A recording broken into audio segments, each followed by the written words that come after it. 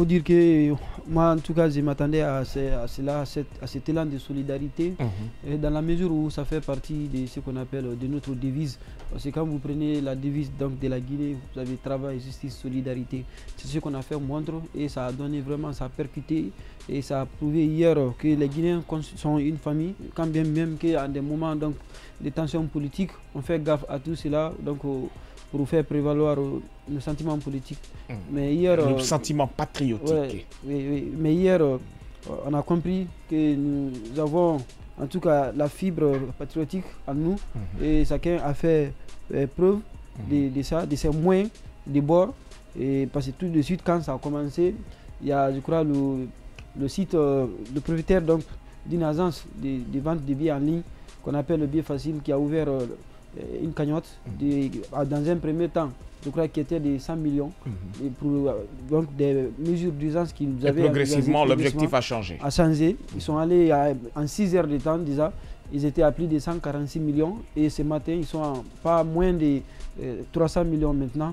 Il va sans dire aujourd'hui que le bon cœur a parlé, et y compris les diasporas également, sans les oublier. Et peut-être aussi nos pays voisins qui sont là, qui contribuent en l'air moins. Et donc ça va, c'est ce que nous avions pu remarquer hier ici. Et nous avons appris aussi que du côté du Mali, qui nous ont envoyé voilà, les pompiers pour venir nous aider à éteindre l'incendie. Tout à fait, c'est ça aussi. Et même du Sénégal. Du Sénégal, justement, je crois bien que c'est le Sénégal qui est arrivé en premier. Et ensuite, ça a été suivi donc, du contingent donc, des pompiers, des pompistes du Mali. Et ça prouve aujourd'hui que l'unité africaine est possible. C'est au moment donc de la tristesse qu'on reconnaît ses meilleurs amis et on attend à une solidarité internationale, peut-être de la part des partenaires multi et bilatéraux donc de la République de Guinée dans les jours à venir ici. Il y a pas mal de communiqués de la part des institutions internationales résidentes en République de Guinée, des ambassades et consulats qui font sur leurs différentes plateformes, qui montrent leur solidarité au peuple guinéen, également à son gouvernement. Et donc ce sont là aujourd'hui des moyens. Mais à côté de ça aussi, il faut dire qu'il y a eu pas mal donc, de couacs dans cela. Et quand bien passé, vous avez compris. Parce qu'il y a des gens aussi qui ont utilisé voilà, ces douloureux événements, ces douloureux incidents pour faire passer leur communication à eux et puis faire le buzz sur les réseaux sociaux. Justement, il y avait cela. Mais ensuite, il y a eu d'autres cas où on parlerait de l'intrusion donc des escrocs, des abuseurs de confiance dans la situation, donc juste pour se faire de la place dans ça. Et ça, c'est vraiment déplorable parce que ce n'est pas quand même au moment de la tristesse, il faut, disons, on dit qu'il ne faut pas faire des rires sarcastiques pendant que les cadavres sont encore dans les maisons. C'est vraiment difficile. Et ça prouve aujourd'hui la cruauté des Guinéens, de certains Guinéens, parce que ce n'est pas tout le monde. Et le litre d'essence qui est vendu aujourd'hui à 30 000, 40 000 et 50 000 francs guinéens. Ça, c'est là, par rapport à cette situation, le gouvernement quand même a pris un certain nombre de batteries. Oui, mais est-ce que la couverture sera effective? Est-ce que les dispositifs sont mis en place pour aller vers ces personnes, les arrêter, procéder à leur incarcération ou voilà, quelque chose comme ça? Parce que c'est quand même compliqué. Oui, il paraîtrait qu'il y a eu la mise en place d'un numéro. Je ne sais pas si c'est vrai ou faux parce que je ne me suis pas vraiment du tout attardé. Le numéro 1016 et voilà. Oui, il y a un numéro d'urgence, mais il y a aussi un autre numéro qui circulait pour dénoncer, donc, disons, ces spéculateurs, donc, de carburant. Mais à côté de ça, dans la batterie qu'on appelle des mesures prises hier par le gouvernement, on parle de l'interdiction de la vente des produits pétroliers donc, dans les stations-service en Afrique de Guinée. Je pense bien que cette décision me paraît quand même être vraiment inopportune. Et dans la mesure où, si on bloque aujourd'hui la vente du pétrole, je vais parler donc des hydrocarbures, dans les stations-service et autres aussi, il va sans dire qu'on crée un blackout total. Il n'y aura pas de circulation. Pendant que les gens, les ceux de Conakry, on n'a pas de champs à Conakry. Mais moi, je trouve qu'il est quand même temps, en quelque sorte, de... Parce qu'aujourd'hui, les plus grandes cubes que nous avons, de 55 tonnes cubes, je crois, quelque chose comme ça, ont été détruits. Et je crois qu'il est temps de régler un petit peu les choses, de réorienter un petit peu l'approvisionnement, la source d'approvisionnement pour la population. Je crois que cette mesure ne sera pas aussi... Voilà, ne prendra pas assez de temps, surtout avec ces fêtes de fin d'année. Il est bien évident que c'est juste temporaire. Oui, c'est cela, c'est temporaire. Mais il faut dire qu'il y a des mesures, c'est vrai qu'on peut penser que c'est une bonne c'est une bonne décision. Mais moi, je pense à l'effectivité, également aussi à l'opportunité. L'opportunité est là, mais aujourd'hui, les conséquences que ça peut engendrer, c'est ce que je suis en train d'analyser. Et c'est dans la mesure où, quand vous regardez aujourd'hui à Conakry, les gens, les vivres généralement qui viennent soit de Koya, de Kindia, de Dubreka, des Élokoré et autres. Aujourd'hui, qu'on interdise la vente donc dans les stations-service ici, et bien sans dire qu'on crée, on va vers une catastrophe. Au lieu de cette catastrophe, on va aussi créer une autre catastrophe alimentaire. Donc ça peut créer de la famine presque sur toute l'étendue du territoire de la République de Guinée. Parce que les grandes agglomérations ne vivent que des zones rurales.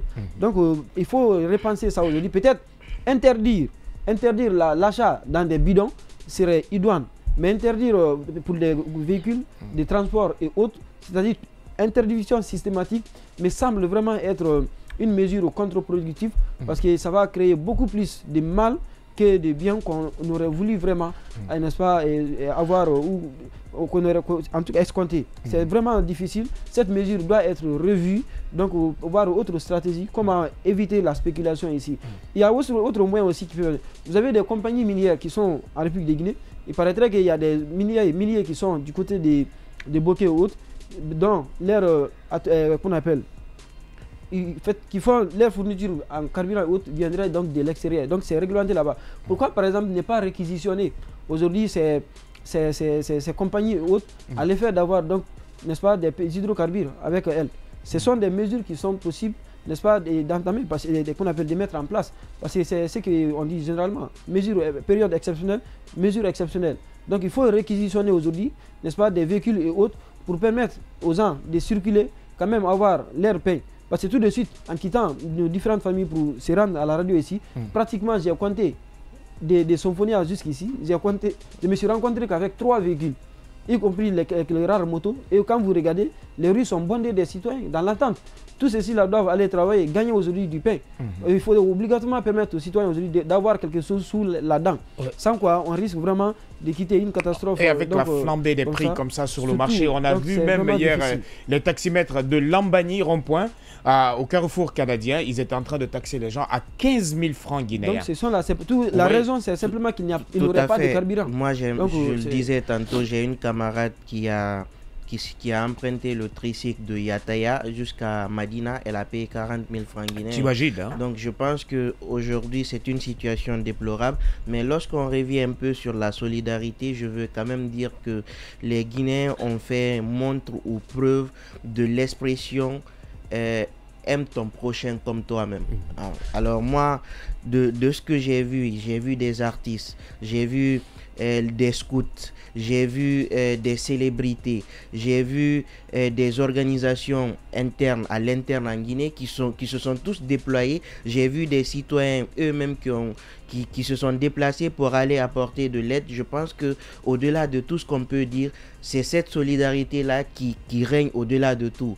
Vous savez, généralement, on aime souvent le dire que lorsque le mal vous touche, généralement, si vous n'êtes pas directement concerné, vous avez la latitude parfois de banaliser. Mais cette fois-ci, le contraire s'est produit parce que tout le monde s'est senti impliqué, tout le monde s'est senti comme ressortissant de Kaloum.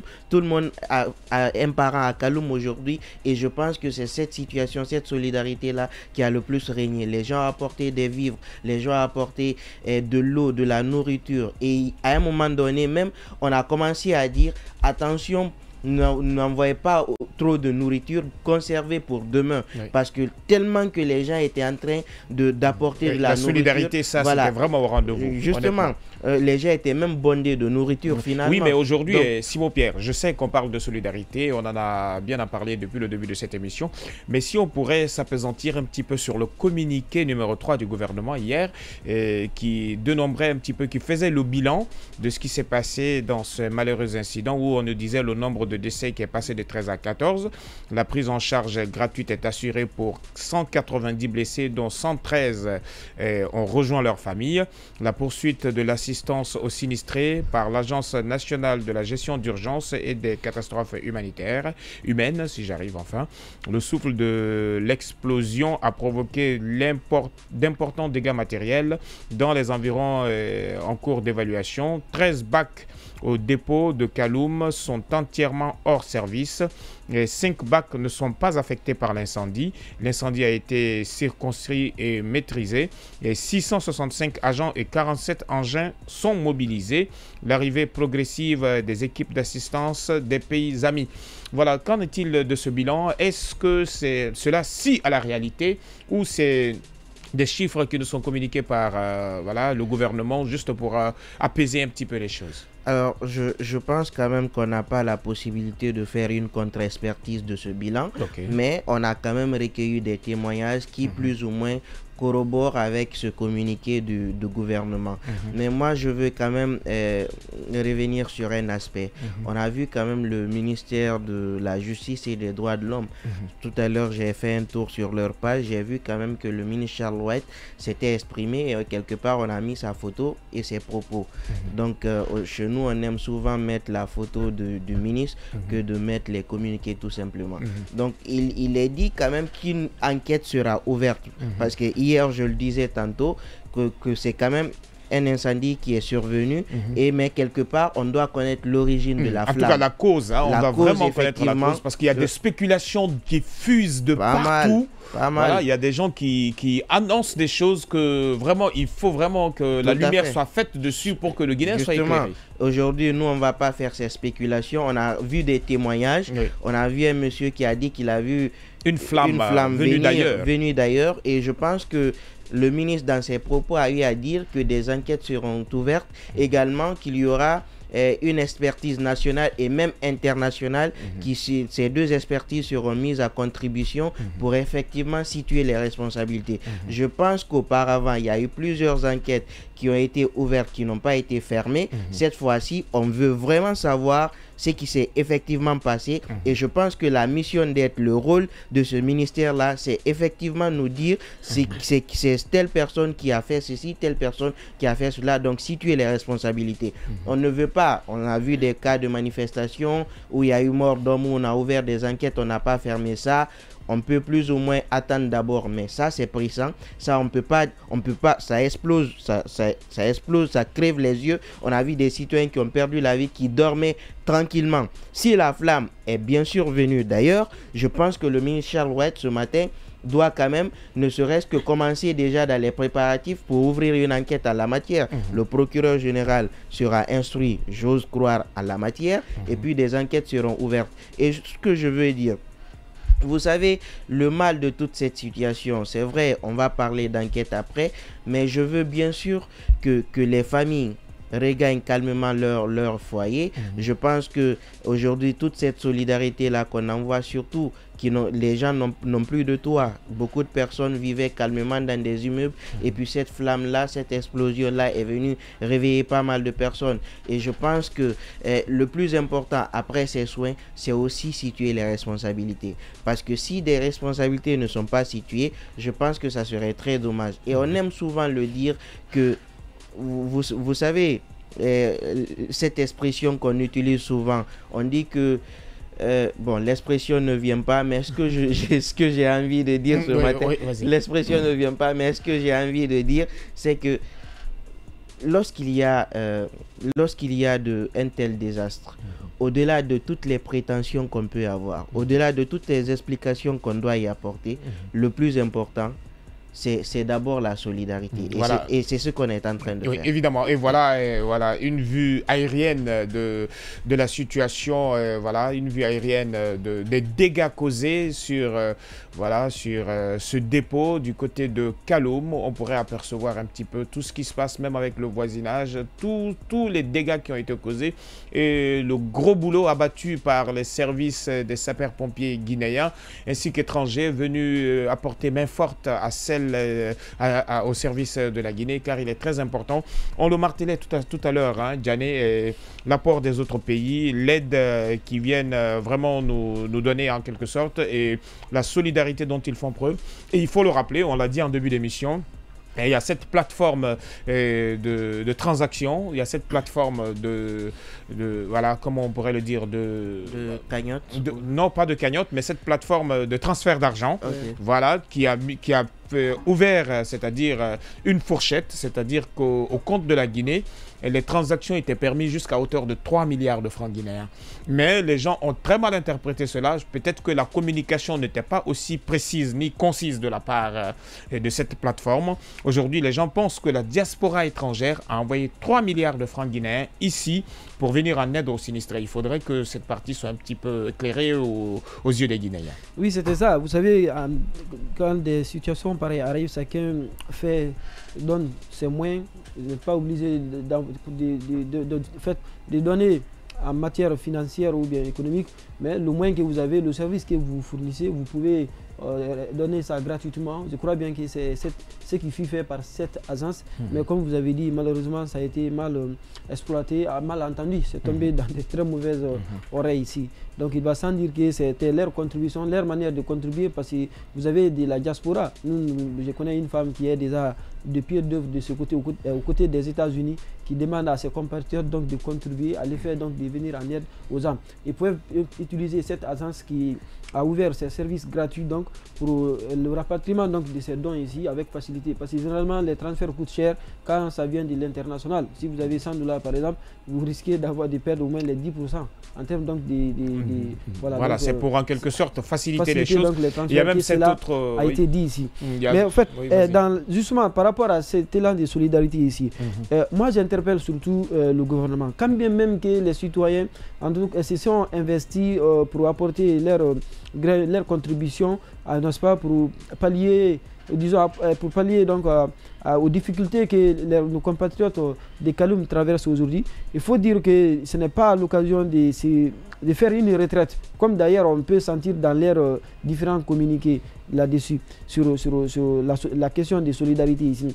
Il y a une agence qui a logé quand même auprès du ministère de l'administration du territoire et de la décentralisation, qu'on appelle aussi l'agence nationale donc, des gestions des urgences et des catastrophes naturelles ici, qui a la compétence donc de gérer les catastrophes de tous genres en République de Guinée, qu'elles soient naturelles ou artificielles ici. Donc cette agence le doit se faire. Parce qu'aujourd'hui, l'élan de solidarité peut connaître des difficultés aujourd'hui et demain.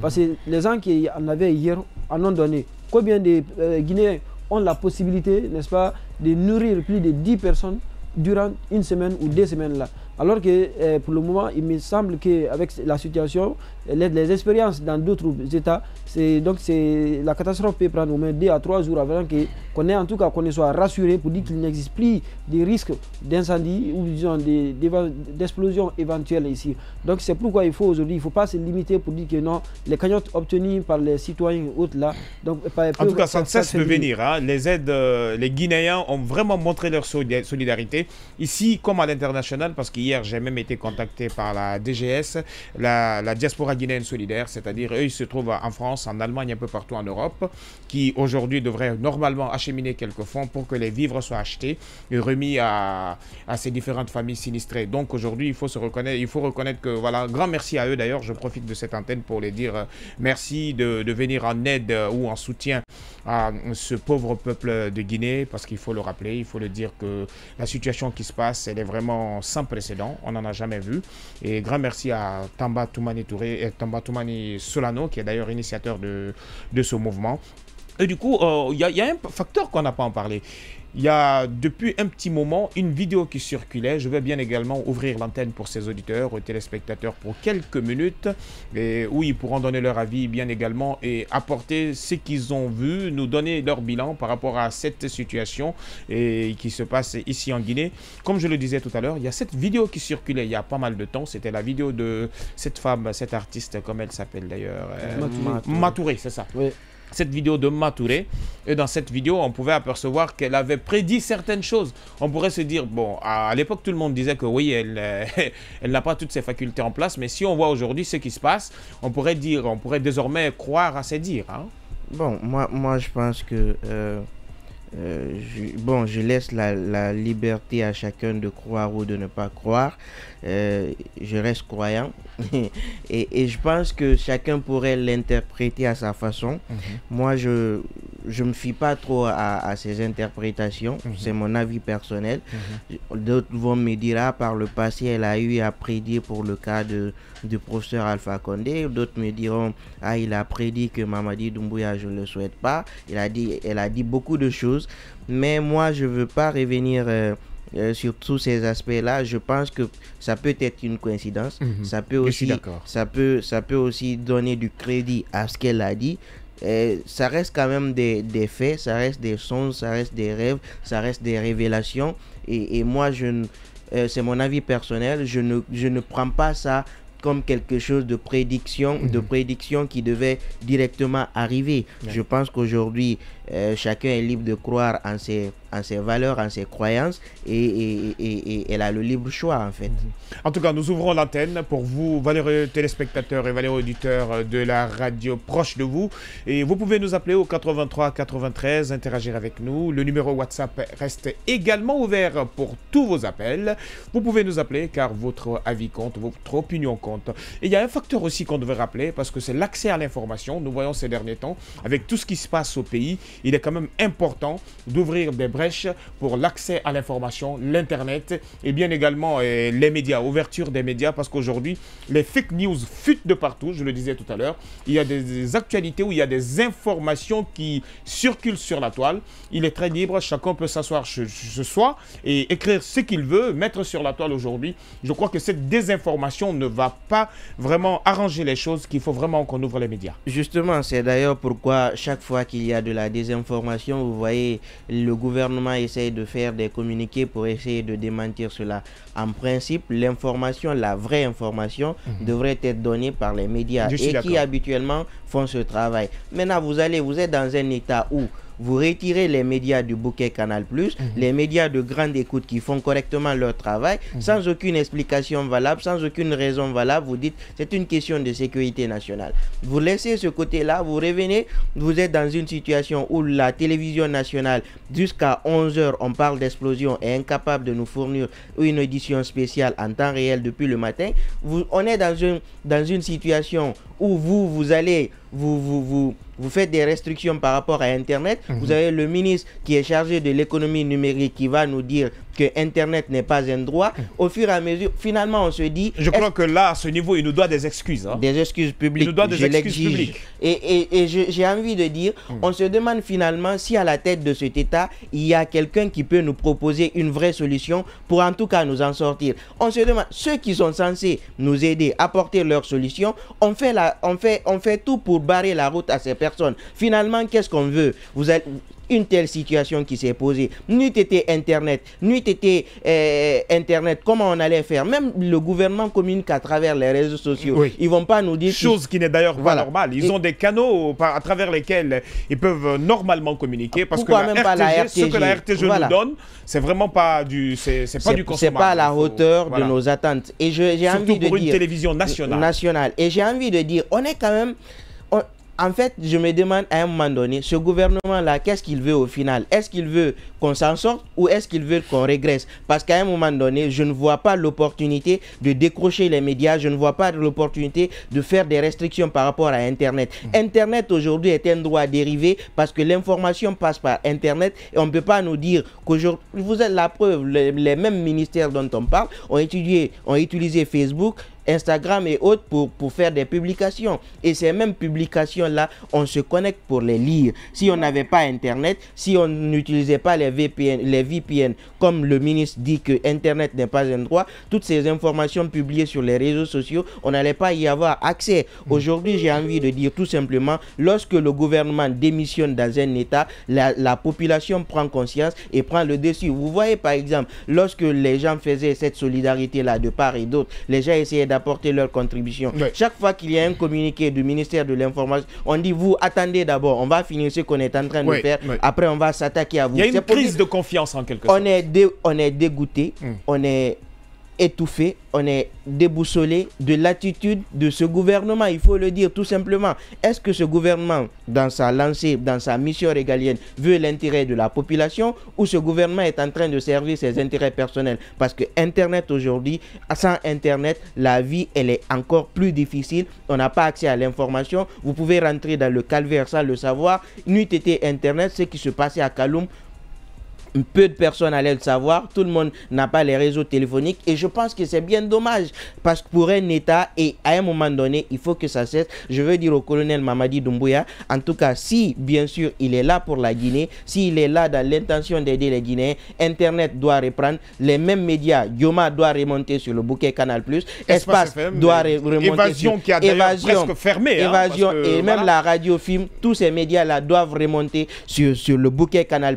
On a besoin d'être informé, on a besoin de rendre service à la population. On n'est pas là contre quelqu'un, on n'est pas là contre ce gouvernement, on n'est pas là contre qui que ce soit. On est en train de faire notre travail, et pour faire ce travail-là, on a besoin des outils nécessaires pour le faire et les canaux de communication nécessaires pour le faire. Déjà, de toutes les façons, c'est pas comme si c'était gratuit, on le payait, et voilà, c'est des contrats qui sont signés, et c'est pas comme si c'était une faveur que l'État nous faisait. Donc toutes ces restrictions-là sont bien dommages, et je pense qu'à un moment donné, il faut que ça cesse. Oui, parce que là, je vois beaucoup de voix qui commencent déjà à s'élever contre cela sur les réseaux sociaux.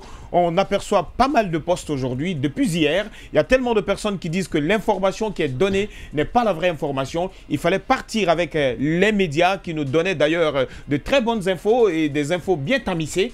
Mais aujourd'hui, à l'allure que l'on parle, les fake news prennent vraiment le dessus. Il faudrait vraiment qu'on revienne sur cette situation. Je vais ouvrir l'antenne. Vous pouvez nous appeler au 83 93, ou si vous êtes à l'international, il y a le numéro WhatsApp sur lequel vous pourrez nous joindre. C'est le 669 80 88 88. Je peux encore prendre votre avis pour quelques petites bonnes minutes, car votre opinion compte ce matin. Djane, je prends ton avis par rapport à la restriction Internet et bien également le musellement ou le bâillonnement de la presse en Guinée.